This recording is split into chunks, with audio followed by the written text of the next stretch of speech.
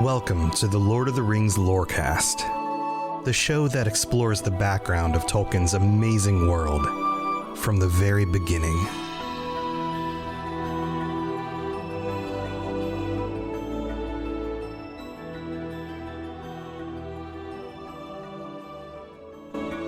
Welcome back to the Lord of the Rings Lorecast, friends. This is Tom, or Robots, and I normally don't intro the show like this. Just wanted to give a little disclaimer. Actually, a few things. First of all, you could probably hear it in my voice.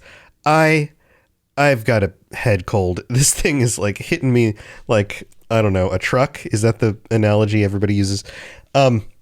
Yeah. So I'm toughing through it. We're going to get through this episode because we are, well, two things. It's almost Thanksgiving week here in the US, and I want to make sure that those of you who are traveling, visiting friends and family and things like that have something to listen to, because it's a big week for listening to podcasts. And secondly, we're almost done. We're almost done with the Silmarillion. Can you believe it? This adventure that we started on over a year ago, it was like a year and a half ago, to get through that entire book, to basically tear it apart and look at it through a magnifying glass. And we're there. This is the very end of the book. So I'm going to be wrapping up this episode with the last few paragraphs, and they're about Gandalf and the War of the Ring and all the eucatastrophe. That's a wonderful word. We're going to go into that a little bit. It's going to be good. I didn't want to miss it. And thank you for being here. Also, on the Patreon, if you are one of our Patreon members, I posted a message asking about your thoughts about getting through the Silmarillion, and I can't even say an M because my nose is so clogged up. But I want to hear your thoughts because I want to highlight them in next week's show. I want to know, did listening to this show change your perspective on things? Did you find any insight? What parts were your most favorite? What did you enjoy? I want to hear more about your experience with going through this from your side of this, and share some of your insights on the next episode. So please check that out. If you aren't currently a Patreon member, you're welcome to go check that out over on patreon.com/Lord of the Rings Lorecast. Actually, LOTR Lorecast. All right. That said, let's get into it because we've got to talk about Gandalf, everybody's favorite wizard. Here we go.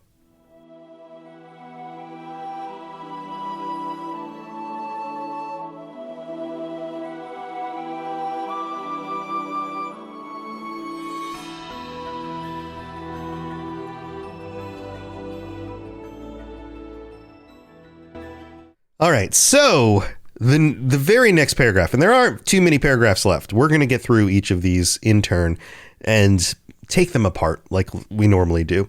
It says here, now by fortune and his vigilance, Mithrandir, which is, of course, Gandalf, first learned of the ring ere Sauron had news of it. So he finds out first because, well, if you've read The Hobbit, we know. Yet he was dismayed and in doubt, for too great was the evil power of this thing for any of the wise to wield, unless, like Curunir, he wished himself to become a tyrant and a dark lord in his turn. But neither could it be concealed from Sauron forever, nor could it be unmade by the craft of elves. I love his sentence construction. This is something I mentioned before. It got me in trouble in high school because he writes these very complex sentences. Places where we would normally put a period, he puts a comma or a semicolon. This is two sentences, and we need to dig into it because they're all so dense. So a few things here. He discovers the ring before Sauron does because Bilbo stumbles into it, and then he has suspicions about it, and then he studies it and finds out, okay, this in fact is, when he confirms it by putting it in the fire, all of that, right? We're all familiar with that. Then we also find out a little bit more about some insight into this. The idea that it's so evil that it's too powerful for any of the wise to wield without it corrupting them. Unlike Curunir, Saruman, who it is very specifically implying here, wished to become a tyrant and a dark lord, just like Sauron.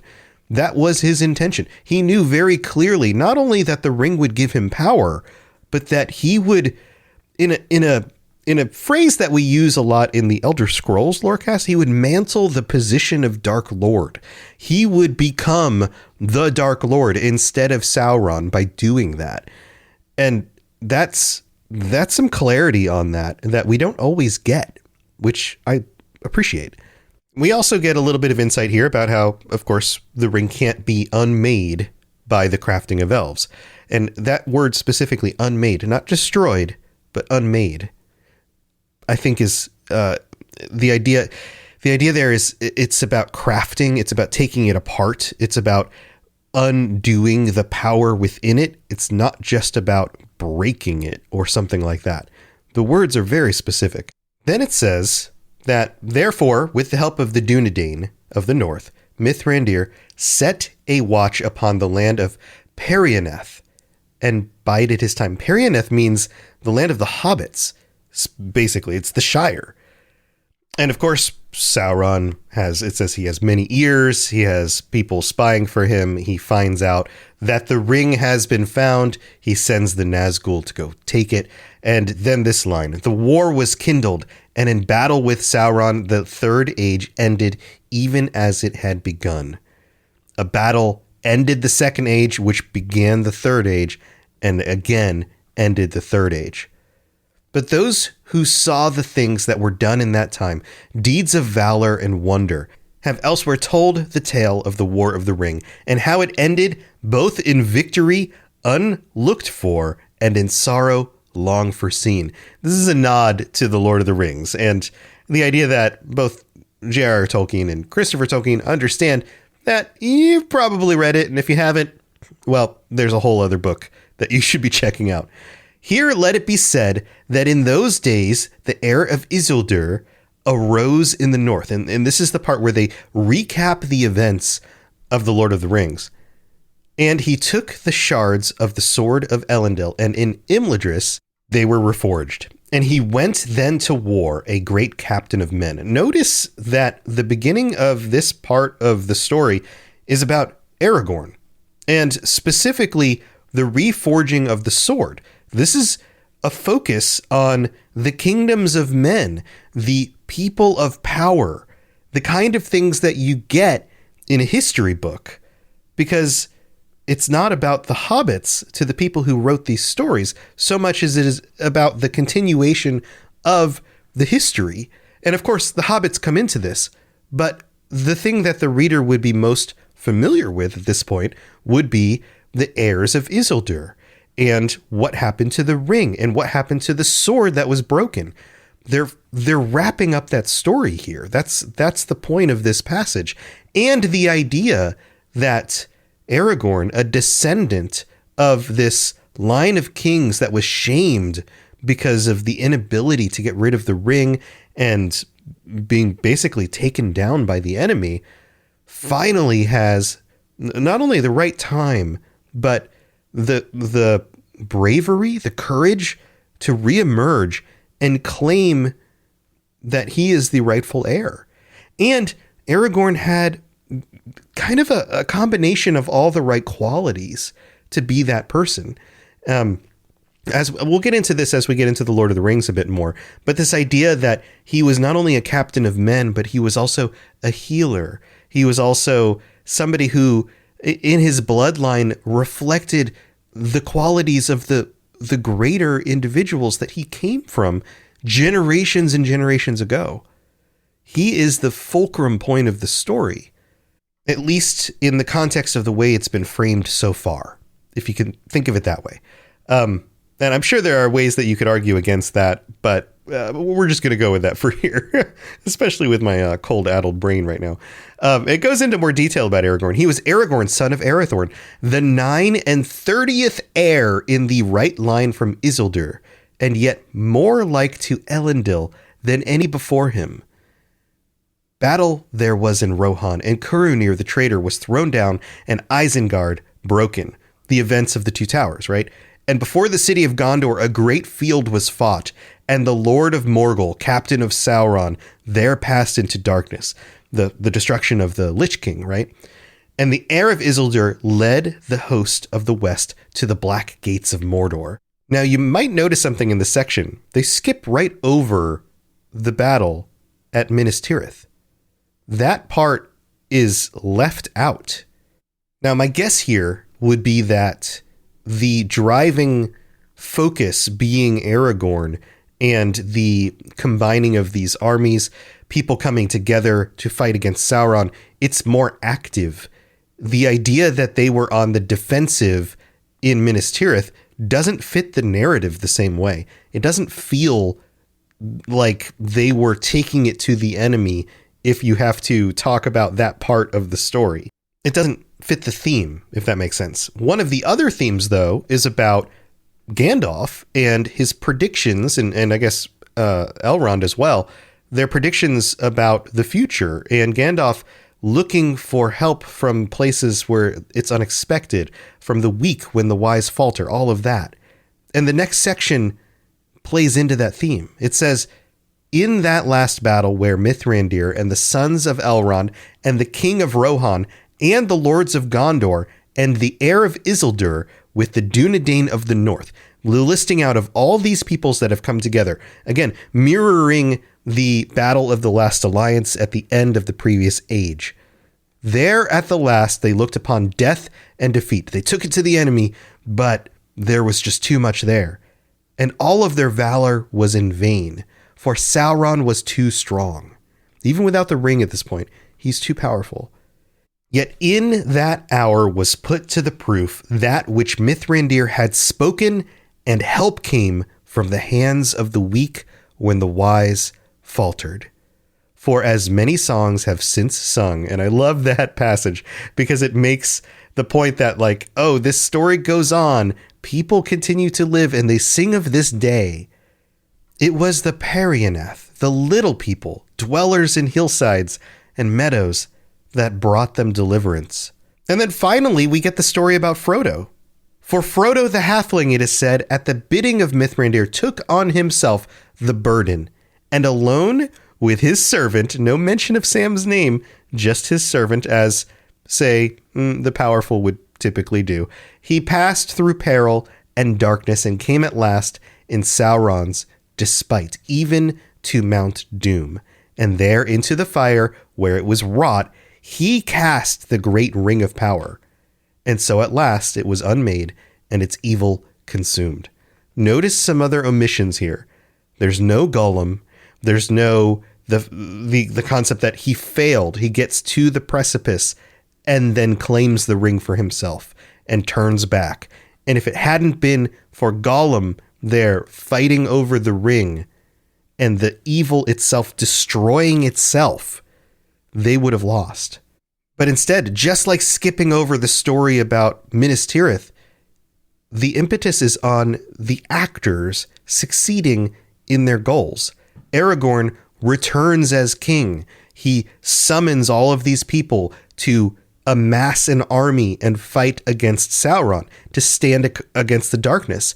Frodo amasses the strength within him to follow Mithrandir's guidance and take the ring to Mordor and toss it in the fire. The heroes are seen as heroes. They're not seen as failures. And yeah, you could point to the previous section where they fight at the Black Gates and they were being overrun, but that bought Frodo time. What initially would appear to be a mistake is actually a very calculated maneuver in order to buy Frodo time, and so therefore plays to Aragorn's favor as well. I mean, it's often said that history is written by the victors, and in this version of the story, it clearly feels that way.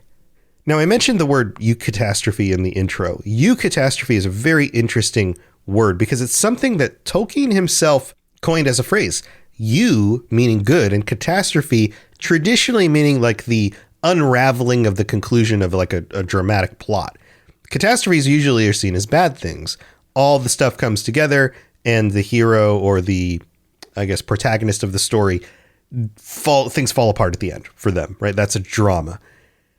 Eucatastrophe is the opposite of that, where things come together and they actually work out in an unforeseen, unexpected way. There are biblical roots for this in the story of Christ, and there are some other details that we'll go into in the bonus episode for this week.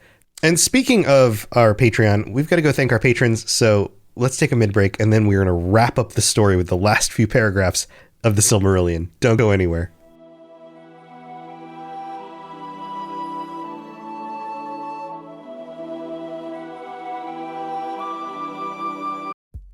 It's time for that spring reset. I'm taking a look at everything in my closet and figuring out that, oh no, this absolutely needs to go. And it's about time I replace things so that my clothes aren't older than my 15-year-old. Now you might think that they lasted that long because they were well made, but no, they're in terrible condition.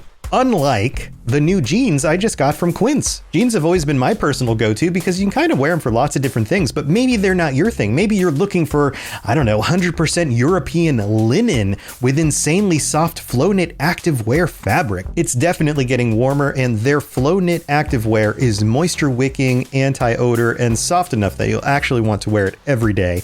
So pick out what you want. You can't go wrong because they have prices 50 to 60% less than similar brands.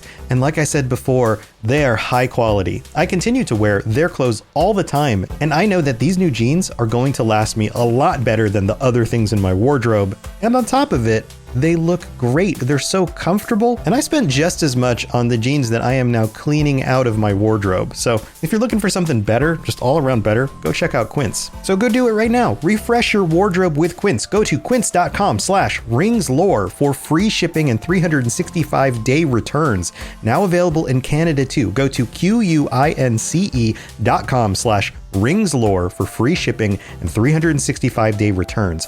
Quince.com/ringslore.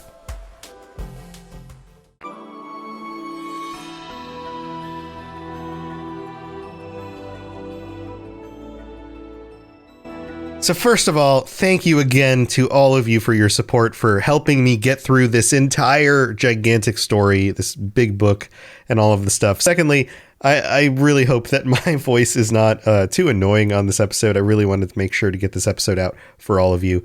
And I'm struggling through it. There's a lot of editing happening because there's a lot of... you're not hearing the worst of it, I assure you. So we'll try to make this as short and sweet as we can. We don't have any new patrons this week, and we don't have any new reviews to read out, but we do have our VIP patrons who get called out every week. AK Music Lover, Anakin Skywalker, Aragorn III, Austin C, Azel Razzle, Barney D, Bo, Black Squirrel, Brandy D, Chewbacca, Cutter Metalworks, Darth Feanor, David S, David M, Drupal, Esoteric Rage, Fulcrum, Gavin Alaf, Gemma D, Jesse P, Joachim B, Katie L, Katie S, Capenna, Larry, Lori B, Nick K, Nick L, Obi-Wan Kenobi, Peace Lutheran Church, Sam B, Sauron for Life, Swiggy Swoo, TJT, Turons. I almost said Turon, like Sauron. Tur, son of Hur. Tyler M, thank you so much for supporting the show. And to everybody else, all of our other 175 current patrons, thank you for the support. This show has been an amazing success. I am so excited to get into the Lost Tales, some of the other stories, and eventually, I really do think that doing a read-through of The Hobbit and The Lord of the Rings, and not a like word for word read through, like I'm not going to reread the whole stories, but to go sections of each chapter and to dig into the language more specifically and what Tolkien is actually talking about, and some of the things that get hinted at or reflected back from these other stories that you may not have noticed in those works. I think that might be where we're going in the next part of this show, but it's going to take us a while. We're going to get through some of the other works first. It's going to be fun. We've got, years of content to get through. So thank you for being here. I hope you continue to support the show. And let's move on with the rest of wrapping up the Silmarillion. Here we go.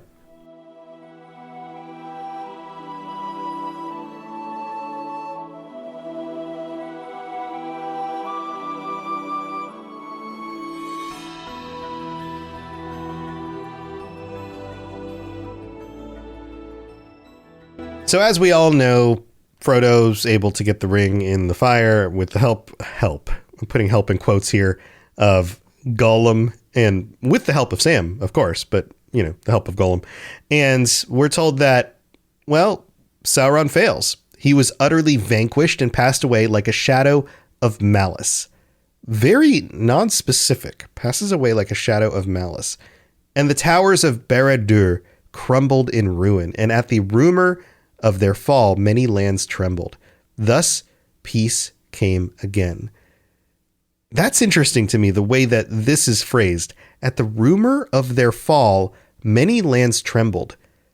The lands that are trembling are not Gondor and Rohan or the Shire or Eriador with the elves. No, the lands that are trembling are the people who were enslaved and domineered over, who had been under his thumb, because his power is gone now.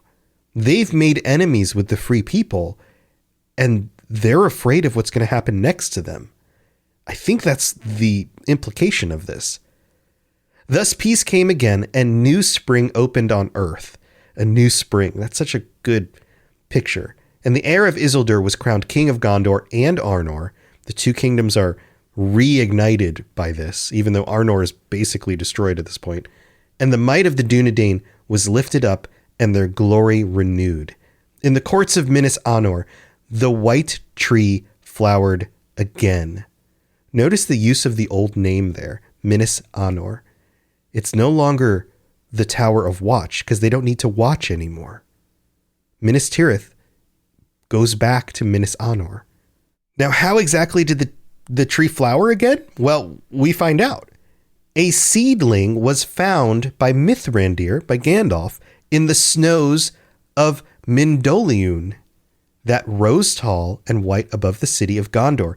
And while it still grew there, the elder days were not wholly forgotten in the hearts of kings.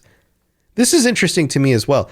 You would assume, at least if I was writing the story, I would assume that Aragorn, much like Isildur, both descendants of the previous kings, both could have been the person in this situation to have taken the seedling or the fruit from the tree. Isildur did it in Numenor. Why not Aragorn on this one? But no, it's Gandalf. Gandalf is the one who does this. And I think there's some symbolism to that. In the situation with Numenor, Isildur had to steal this from underneath Sauron without Sauron knowing it in order for this to work. And Isildur, and even more so his father, Elendil, were the people doing the work, the good work, the work that the Valar would want them to, the things that Ilúvatar had wanted, the unraveling of the evil and the work towards the good. And maybe there's a clearer way of saying that, but for some reason my foggy brain is not doing it right now. In this situation, the hand that is most similar to Ilúvatar himself is Gandalf. Mithrandir is kind of the guiding, holy focus of the story. So it makes sense that he would be the one to bring back the tree, the symbolism of those old days when things were going the way that they originally were intended to go. Or at least that's my interpretation of it. If you have a different interpretation of any of these things, feel free to share, because I'm definitely not the be-all end-all of all of this. Now, what's fun about the way this story wraps up is it kind of wraps up with Gandalf and then, of course, the traveling across the sea stuff back to Valinor for the ring bearers. And Gandalf is given a lot of credit here. Now, all these things were achieved by the most part, or for the most part, by the counsel and vigilance of Mithrandir.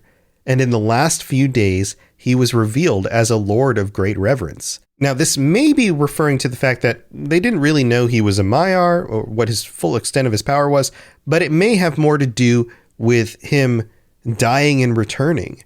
And the fact that was an obvious sign that he was an important individual and a power beyond just an old man who looks like a wizard.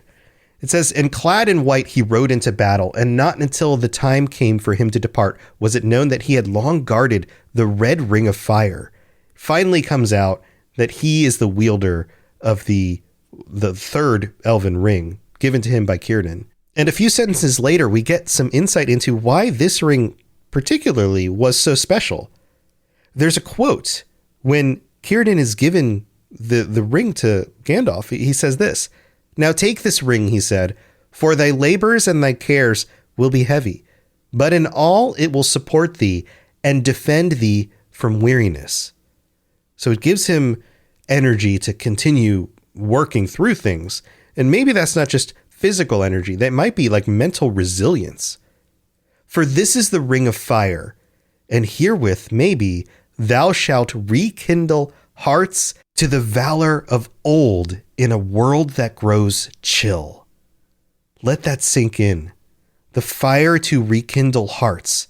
Isn't this what Gandalf does throughout the whole story?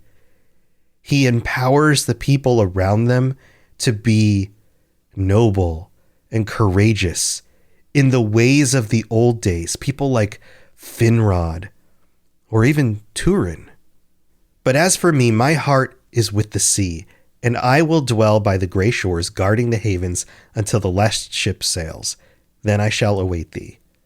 You get a sense in this that Círdan may have also had some foresight, like Elrond did, knowing that the ring would be more valuable in the hands of Gandalf than in himself, and that his place was to make sure that there was still passage back for future ring bearers and the rest of the elves to go back to Valinor.